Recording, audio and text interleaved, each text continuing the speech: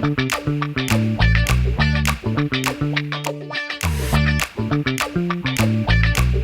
there, it's the Time Lord again. Thank you very much for watching my videos. And I'm on the bank again at this lake where I'm not allowed to fish at the moment, but I'm working on it. I'm hoping that I will be able to fish here one day and catch some of those lovely looking big carp. There really are some nice looking carp in there. But on this On the Bank episode, I'm going to talk about photographing clouds, and I did a blog recently on this, how to photograph clouds, sunlight and so on, but I'm going to talk about clouds specifically today.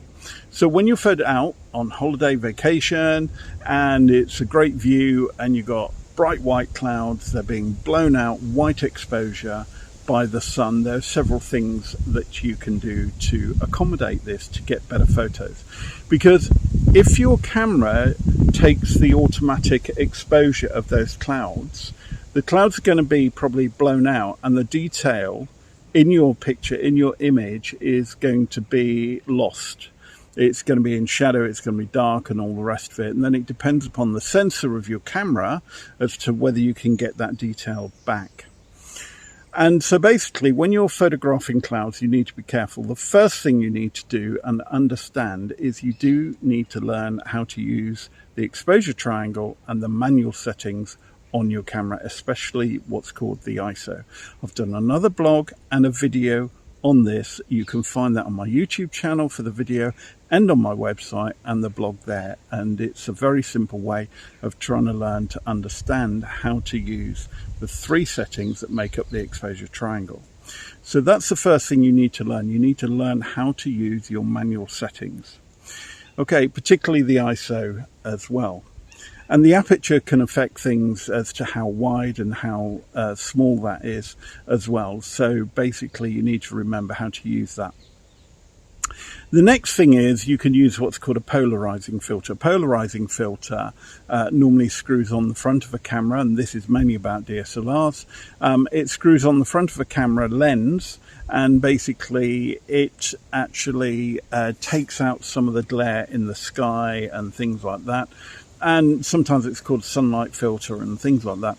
And I have one permanently on my lenses when I'm taking photos. No matter what I'm doing, I have this filter on the front of my lens no matter what.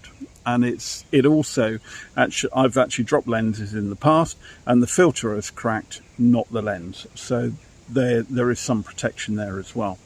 So you get a lens, put it on the front of it, and again, I explain this in detail on my blog, but that can help enormously.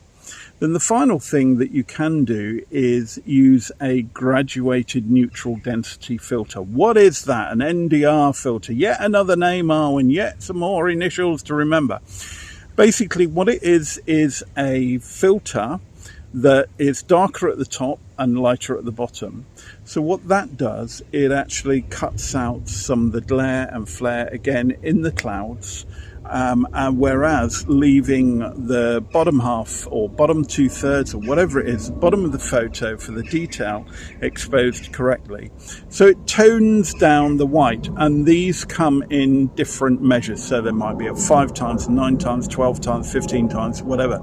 And that means it actually gets darker at the top.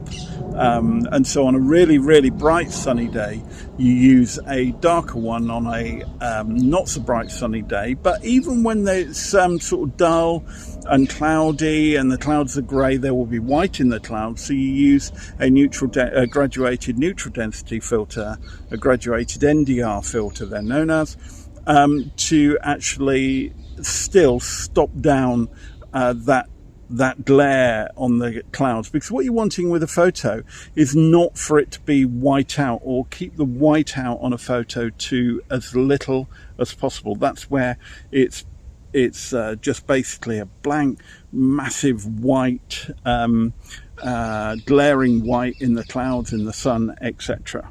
So again, I've explained some of this on my blog, written blog, and you can look at that. So they're the things to look out for when you're photographing clouds and sunlight.